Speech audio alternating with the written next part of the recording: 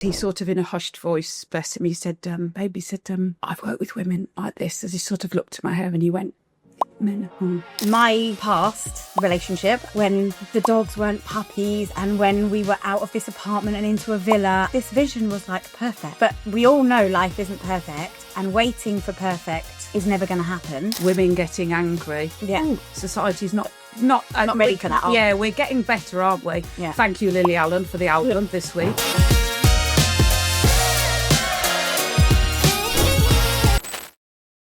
Welcome back to the Stronger with Scarlett podcast. And here I have a guest with me today, Kate Baseley. We're going to be talking about redefining womanhood, menopause, fertility, and the choice or lack of choice to not have children.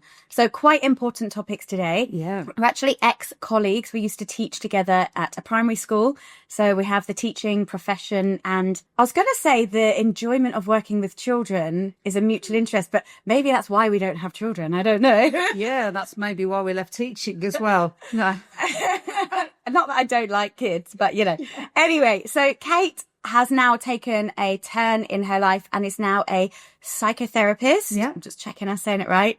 At Compassionate Minds here in Dubai. So if you want anyone to go and talk to after this podcast, check out Kate Baseley on Instagram. I've just joined Instagram. LinkedIn. Yes. Okay, perfect. So we can add your socials into the our website's below. up and everything. Yeah. Perfect. If you haven't already, please subscribe to the channel on YouTube. This is also available on Spotify, so you can listen in the car on the way to and from work.In you're Dubai based and you're sitting in the traffic, make use of your time. Dubai traffic? What do you mean? It's like a British person talking about the weather. Anyway, share this with a friend, a colleague. Too many women, and men maybe, but this is obviously a women's talk podcast, so that's why I'm saying women. I'm not excluding men. I actually hope men are listening to this. But too many women are too scared to overshare, TMI, too much info, and that kind of like fear, through maybe judgment, through maybe conflict of interest with their professional work. But at the end of the day, we shouldn't be judging each other's situations because we're all women and we're all going through something. I say the same or very similar through different perspectives, and it is all subjective to your own life and your own choices, which is what we're going to talk about today. Yeah.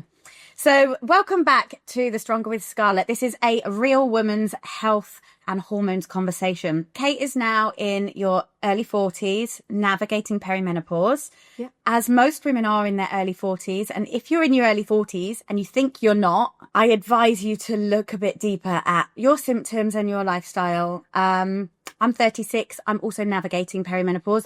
Girls, if you're in your 30s and you think you're too young for perimenopause, you're not. If your cycles are starting to change, if you're just not feeling like you, dig deeper because there's probably something to that. And this is what the conversation is about. Yeah. If I share my experience openly and honestly and you share yours and the other guests share theirs, women who are struggling will be able to identify and relate and hopefully find some help. So it's great to have you here. Your transition from teaching into psychotherapy, I think, is going to be really poignant part of this conversation, but also your own personal life experience. So I'm just going to jump straight in with the fact that you've chosen in your life prior to perimenopause not to have children. Yes. So this was a decision that I decided to really allow myself to look at in my late 30s. So I found that I had just come out of a relationship. I had a friend actually that had gone through surgical menopause because of an emergency hysterectomy that she'd had to have. And this question was always in the back of my mind. Am I going to be a mother? Do I want to have children? And so actually part of my training, when you become a therapist, most of your training really is focusing on you and getting to know yourself as a person so that you are settled in who you are so that you can offer that therapeutic relationship to your clients. And I decided to look at it and actually interview other women who were roughly my age, found themselves not in a relationship, hadn't really thought too deeply about the question of whether they were going to have children. I think for a lot of women, if they aren't in a stable relationship, or it's not something that they've felt definitely in their bones since they were a child, I think for a lot of women, it's a decision that they think, oh, I'll just make it a bit later. Yeah. I'll just make it a bit later. I'm focusing on my career at the moment, or I want to go travelling, or I'm saving for a house. I'll think about it later. And then that later came for me in my late 30s. And I thought, yeah, I want to spend some time thinking about this. And I think for me, I knew deep down I'd already made the decision, but it was accepting the decision and seeing what my life was going to look like, not being a biological mother or a mother to children. And I thought I need to find my tribe. I need to know who I am and what my life looks like, because so often in society, we're told we get married, we have children, and that's it. Yeah. Oh, and then we become grandmothers as well. But what does life look like if that isn't the path that we're going to follow? And it is just as valid, just as important. Yeah. But it's quite difficult, I think, to see that in films, TV, books, in society, adverts. It's always families, those kind of things. And so, yeah, I settled on the decision and was happy with it. Talked to my therapist about it as well, which was really useful. And gave myself the luxury of the time to really think about it and reflect on it. I love how much time you gave yourself to go through this process, because switching it from your personal experience to mine, I don't think we're that far apart in age. Thank you for saying that. It made my day. But it's not 100% a no for me medically, but it's looking less and less and less likely, and more difficult, and more expensive, which it's supposed to be free to make the baby. Not obviously to raise children. I'm very aware of that. But for me personally, it is looking more and more unlikely that it's going to be possible. And that choice actually was removed from me. It wasn't something that I could sit and think about. As you're saying, you actually feel that you already knew this decision in your mind, and you just had to come to accept it. For me, throughout my life, it's been when I've been in a steady relationship, I've wanted children. And when I've been on my own and I've been so focused on myself, I couldn't see how that fitted in and how it worked. And then I was in another relationship, and that's what I wanted. In my last relationship, that's all I wanted. I was in my early 30s. It was 100% the direction, the vision that we both had together for the future. It's actually a lot. I'm just going to self-promote here. My new book, Brave Enough to Begin Again, I've spoken a lot about fertility, early onset perimenopause, the fact that I was trying to get pregnant. And perhaps it was to do with how extreme my athletic career has been, what I've put my body through. Perhaps it's the PCOS. There's lots of women's talk in the book. But ultimately that decision, I feel, has been taken from me. So it's interesting that you made that decision yourself. Also, it's interesting that you talk about how society's expectations. And last week I went to a conference. I think I'm going to withdraw from saying names of companies who were there and who was talking. But it was a review of a health study that's been done. 11,000 people globally. There was 1,000 people from the UAE part of this health study. Looks at mental health, physical health, your overall well-being. And women typically were scoring lower than men in their overall well-being globally and in the UAE. And then the people on the stage who were talking about the study were talking about women in two brackets: stay-at-home mums and working mums. Oh, of course, because we have to reduce women into these really sort of binary groups. But what if you're not a mum? What if you're a female entrepreneur? What about your health and overall well-being?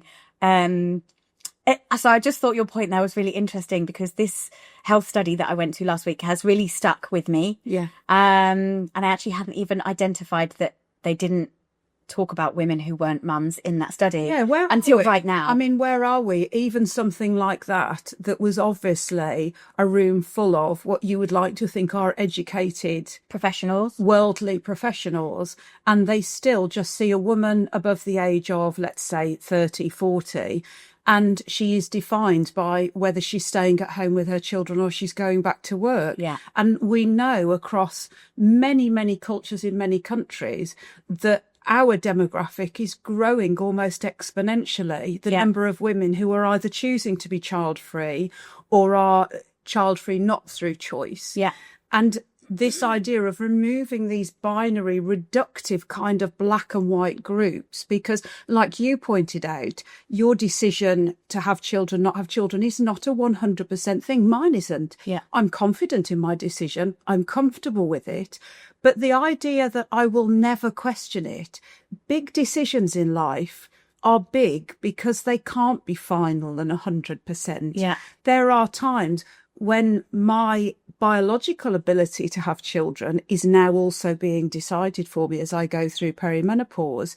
Of course, that's brought up thoughts of, actually, am I really at peace with my decision? Mm-hmm. Because I think a decision is very different when it's done when the choice is being taken away 100%. from you, rather than you having the power and control to say, I don't want that option, rather than it being taken away. So that leads us nicely into the next point that we discussed these points prior to the podcast. So leading us... jumped ahead, haven't we? No, it's fine. It leads us actually really nicely into the fact that you're saying you'd made this decision prior to perimenopause. Yeah. Now you're reaching perimenopause. You're starting to question that decision. So how, the question says, how has that decision shaped your perspective now that you're in perimenopause? Do you ever feel that society's expectations are putting more pressure on you to change your decision? And do you think women who don't have children experience menopause and perimenopause differently, physically, emotionally, mentally, and socially? Wow, those are some big questions, aren't they? But they're good ones. Yeah, and I've just thrown 3 big questions at you because I'd rather the conversation just flowed naturally. So go for it. As we've said, we could talk about this all day.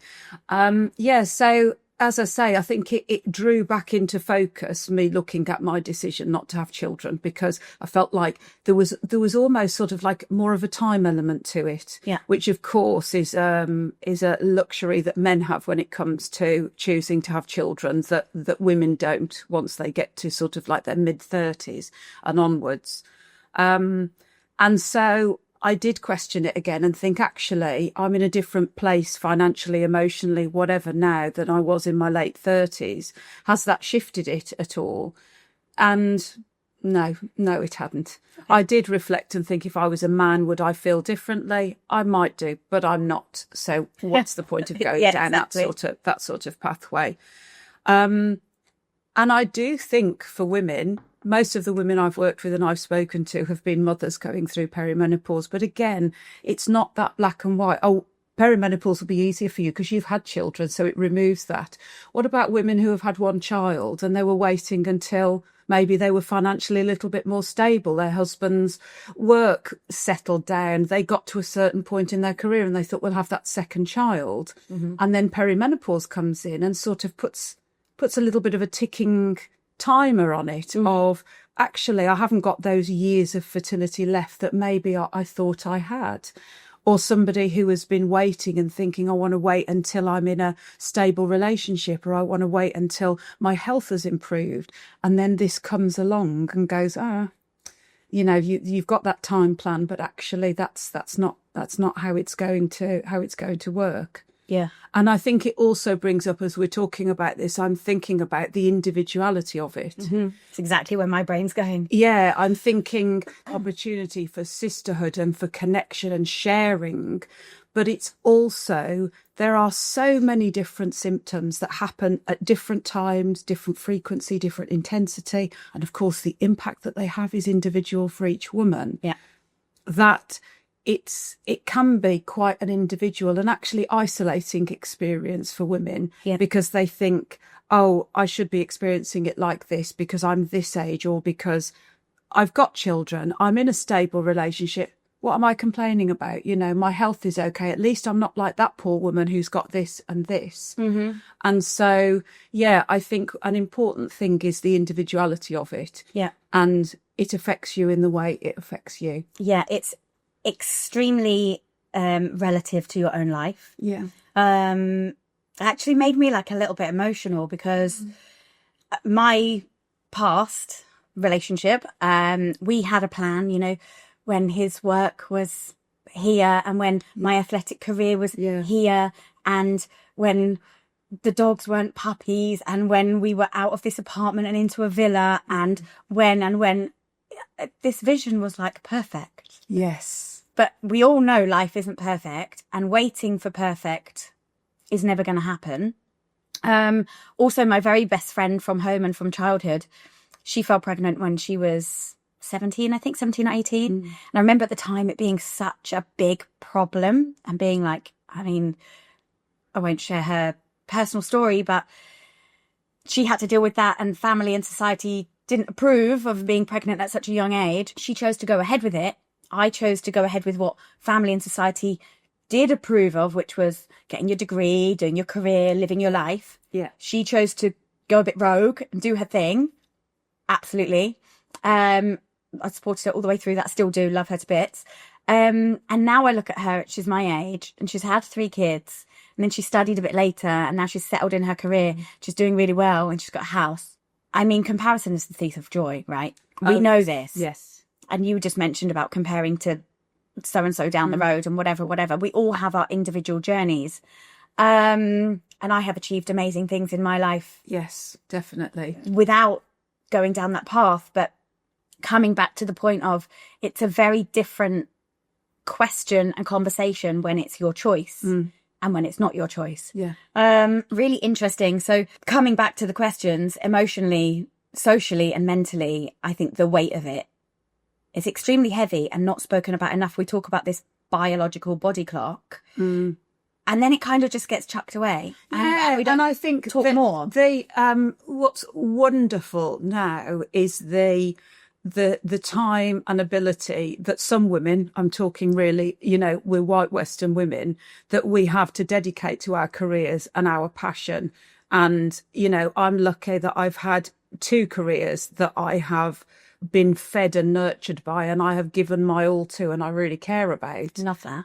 And we spend so much time nurturing our careers, but actually, do we give ourselves that space to think, do I want to have children? What do I want it to look like? When would be a more comfortable time for me? But, leaving this idea of the perfect time when everything that just doesn't happen. Do we give ourselves the same amount of time and space and dedication to that we do, say, for our careers, or saving for a house, or wanting to travel the world, or the other parts of our lives that nurture us and we're interested in? Or is it something that we just do it when the clock starts ticking and we think, actually, am I running out of time here? And there can be a panic element to it. And I think the feminist in me rages at the fact that this is another area of our lives where we aren't given the access, the education and the resources to live our lives as fully as we possibly could. Because, for example, we're told, freeze your eggs, have IVF, as if it's this golden safety net of we can just go right. Did you ever look into freezing eggs? I did, actually. I froze my eggs. Okay. In my sort of mid to late 30s, around about the time I started thinking about having children. Okay. And I kept them until about 2 years ago. Oh, so I used it as a backup plan. I was very lucky that I was able to pay for it myself and have it done privately. Yeah. But I did that I did it as a backup, but also to reassure myself, to feel like I was being quite proactive in planning things. But the more I looked into it, the more I realised that it wasn't a definite and a certain, and it is it's an invasive, taxing, emotionally, physically, financially process to go through. Mm-hmm. I mean, considering that my notes were there in all their glory for every medical professional at the establishment I went to, and several times they talked about how that I'd be pregnant really soon. My partner and I would be parents very soon, which for one thing is something that a medical professional should not be promising. But also I was there on my own to have my eggs frozen. I wasn't going through IVF. I went to 3 clinics, exactly the same thing. The first clinic I walked into, I'm newly single. I'm grieving the loss of my relationship, potentially the loss of my fertility. And I've got dogs. into this, and my dogs, which were, talking about children, I actually felt like I grew those dogs in my own womb and birthed them because they were my soul children. Whole another story, and I don't want to cry. That's a whole other podcast, isn't it? We'll do a whole podcast just about dogs. Anyway, I walked into this clinic and she asked where my husband was. Yeah. And I was like, no, I'm here because I don't have a husband. Anyway, and I'd like to freeze my eggs in case I do get a husband and we do want to have kids later. Like, how can you say you that? feel like this woman, like Sandra at reception that you've never seen before in your life. You're having to explain all of your choices and why and then there's that weird pause where it hangs in the air and they're probably thinking, oh my God, why did I ask that question? And you're thinking like, I met you 30 seconds ago and I've had to explain my whole life to my you. life choices, my fertility and what's going on down here. Yeah. I mean, particularly over here, I love it. The times that I've sat down with a medical professional and they start asking the questions and they say, how old were you when you had your first child? They don't even say, have you had children? Yeah. They say, how old were you when you had your first children? How old are your children? And I'm lucky that I'm very confident in these. I could, and I just say, I don't have children. And then they'll make a joke and say, oh, that's a very sensible choice and good for you. And, you know, sensible woman and this, or they'll make that joke about the career woman because they need to put you in a box, don't they? To sort of a nice, and it makes them feel more comfortable. Makes them feel more comfortable because this is why we're having these conversations, to show that there are women like us and we don't have scales on us and we are nice and normal members of society that are contributing yourself. Well, as normal as you can expect, but we are contributing something to society. Yeah. And actually it's not that we haven't had children, because there's these tropes, isn't there? Yeah. The career woman, the heartless witch that hates children, or the other group that people are far more comfortable with is the ones that aren't able to have children because they can sympathise with those, so they're comfortable with that group. And then there's somebody like me where they're not quite sure what to sort of... Why have you chosen this path? Yeah. Yeah. And so it's very interesting. And people sometimes as well maybe don't want to ask, understandably. Mm-hmm. And yet we have the other end of the scale where, you know, people get married and on the wedding day, when are you having children? Yeah. You have one child, when are you having the next one? Yeah. Why haven't you had children? Yeah. You know, you could be talking to a married couple that have been through 7 rounds of IVF and 3 miscarriages. Yeah. But it's okay to ask somebody, when are you having children? Yeah. Talking about the financial implications of freezing your eggs and IVF. Yeah. All of this stuff is so much bigger than we allow the conversations to be, which comes back to why we're doing this. Yeah. And opening these conversations up. So I'm going to move us on and say you work with women who are also navigating perimenopause through your psychotherapy work. I said it right. What emotional patterns do you notice most with the women that are going through perimenopause? Is it grief of like the loss and the saying goodbye and the letting go of who they used to be? Is it confusion? What is going on in my body? I just don't recognize myself anymore. Confusion, loss of identity, perhaps they kind of cross over together. Is it fear and uncertainty about the future? What are you picking up on? Or is Great question. Not noticed? You've answered that beautifully for me already with lots of the elements that are involved. Usually women enter into this stage in a state of usually confusion and fear and worry. So it creeps on very slowly. And a lot of the time women don't recognise that that's what's happening. Yeah. I'll share. I realised I was in perimenopause when my hairdresser mentioned it. My hair thinning and breaking off was the first thing I noticed. And he sort of in a hushed voice, bless him, he said... Because a nail? Yeah. Ah. Yeah. He said, baby, I've worked with women like this. As he sort of looked at my hair and he went, because he didn't want to say it out loud in case I sort of burst into tears in the chair. And I thought... was that here or back home? Back home. Shout out to my fabulous hairdresser back in Birmingham. Yeah, I love this. Well done to him. Yeah. Actually, but like really well done, bless him. Love that. But... you know, and I'd like to think I'm educated feminist. I know about these, and I was like, oh yeah, actually, I'm in my early 40s. So it was confusion. But before that, there was also fear. I often hear women saying, and they were talking about it at the conference we went to, of I thought I was going mad. Or I thought, oh my God, my marriage is falling apart. These like existential crises of, have I made the right choices in life? Do my children respect me? Does my husband love me? What am I doing here? We spoke to the woman that was sat next to me. She wanted to leave Dubai. She said, I feel like my life's just falling apart. What's going on? This is literally my whole flipping book. Yeah. I had A complete breakdown. Yeah. I thought I was going mad. I'm 36 now. This started when I was 34. It's taken I'm still going through it. I'm not out the other side. It's not over. It's not final. I had a complete existential crisis. Yeah. Touching on everything that you've just said. And all the research and all the conversations that we hear talk about women in their 50s and the divorce rates of women in their 50s because of perimenopause. Yeah. What about those girls in their 30s? Yeah. What about me thinking, is it him? Is it me? Is it us? Is it... At not one point until after did I look internally at the hormones and things like that. You're looking for those external factors to see what's wrong so that you can fix it.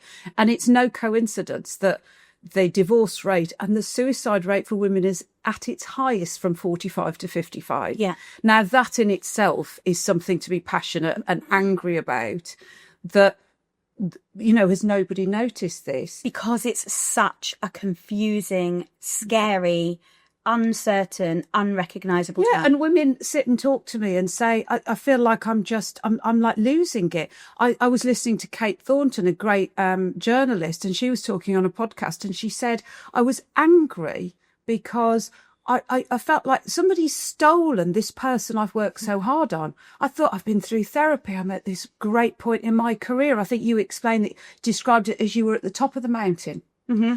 And you've worked to get where you are and be this woman that you are. Peak of my athletic career. Yeah, something starts happening and you feel like you've been robbed. Yeah. I've heard women say, I thought it was early onset Alzheimer's. I thought that I've got Alzheimer's in my family. And I look back now and think my inability to grasp words has been going on for at least 2 or 3 years. Even explaining to somebody where I was coming this morning, I went, the talking thing tomorrow, the podcast, the irony that I couldn't remember the word podcast. So women will come and say, I feel like I'm going mad. I feel like there's something wrong with my life, a loss of control. Mm-hmm. I'm doing the right things. I'm taking my vitamins. I'm doing my exercise. I'm looking after my children. I'm working hard in my career. And yet something just doesn't sit right. And when we look at it from a mental health point of view, if you've had depression in your life pre-menopause, you are up to 5 times more likely to have it as a symptom of menopause. Yeah. Anxiety during menopause is seen as almost like research recently has showed that it's a type of anxiety on its own compared to other types of anxiety. And you have a similar type of anxiety through polycystic ovary syndrome, which is what I have suffered with for 10 to 15 years, diagnosed 10 years ago, but suffered for a while before the diagnosis came. And that comes with depression and anxiety. And again, we could have a whole nother podcast episode talking about how we handle these things and how lifestyle and supplementation and exercise and therapy and holistic management of these things can work. And perhaps I should invite you back on and we can talk a little bit more about those things because I'm aware that time is ticking. I actually have added in another question in here that we hadn't discussed. Sneaky. But and you just kind of touched on this now about how perhaps your husband doesn't recognize you and do your children hate you and all these kind of things. When we met 2 weeks ago at the conference, we were just having a conversation about being perimenopausal and how we actually now can relate more to our mothers than we could when we were teenage girls. Oh, yes. And so I've put in here, you mentioned when we saw each other recently, how it changed your opinion about your mother and your relationship with her growing up.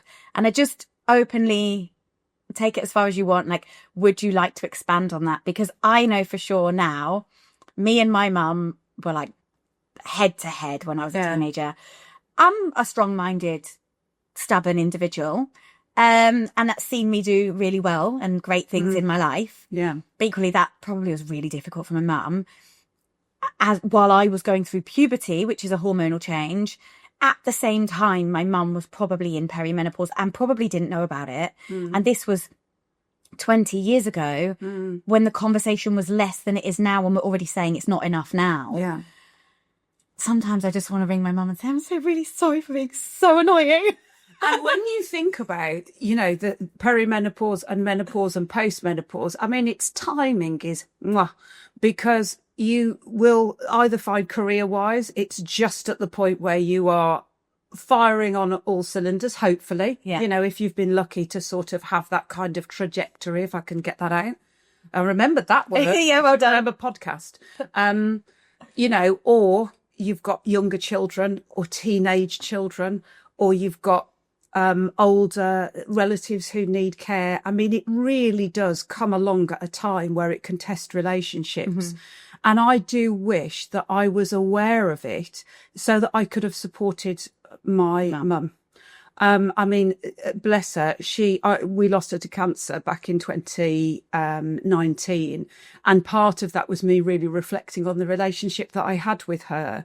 And I look back and I think we were two women who we weren't educated enough. There weren't those spaces to talk about it. So those misogynistic tropes came in of, oh, she's just a hormonal teenager. Oh, I'm sure, you know, mom found it difficult to talk with people because society does put those labels on women going through menopause. Yeah. You know, it's the change that's whispered, you know, menopause, like my lovely hairdresser said.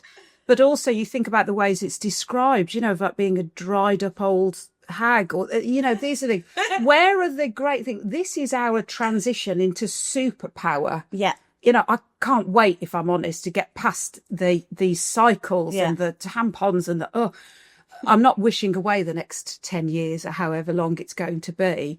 But I do wish that we could talk about this more so mothers and daughters and grandmothers can understand where this sits in our cycle of relationships. And you reflected and said you feel like it would have been really quite different if you'd understood that you didn't hate each other, but your hormones were both having an old disco at that time, and it was, you know, like meeting each other at these points and not just my mum and I.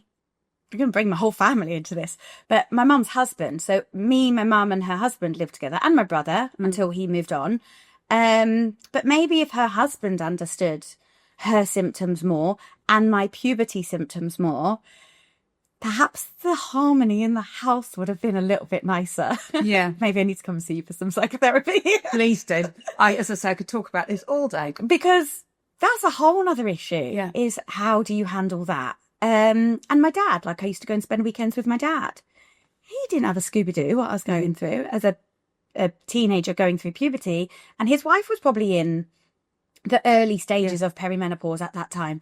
It brings up that really important aspect of, it's great as two women we're talking about this, but there are men living in a lot of these women's houses and working with those women who, and people are, I'm doing a panel discussion at a company in Dubai, and we were discussing it last week. It's next week. And they said, no, we're going to invite men as well, because we don't want the assumption when we're talking about menopause and women's health that it's just women in a room. You remember, I don't know if we're roughly the same age. Do you remember the talks at school and they'd put the boys in one room and the girls in the other? Exactly. As if, you know, never the twain shall meet, that we don't need to know about what's going on in their bodies, you know.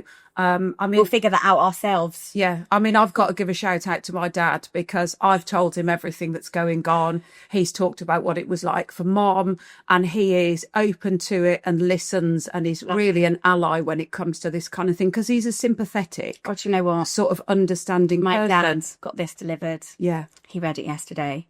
And he sent me, I was coaching a client for whatever reason, checked my phone and this message from my dad, and I just welled up and I was like, oh my God. And he was like, obviously I've shared everything with him that I went through, but I think to sit and read this from front to back, my book, really, he said how much reading about my pain hurt him so much.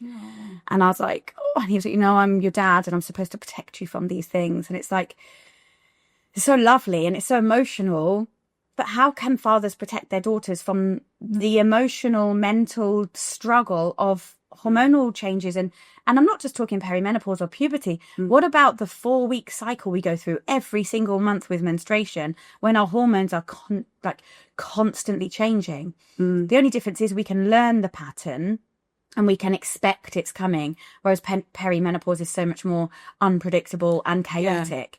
But bringing men into this conversation to support their daughters, their wives, their mothers, their sisters, their and colleagues. moving away from as we spoke about earlier, about she's upset because she's on her period.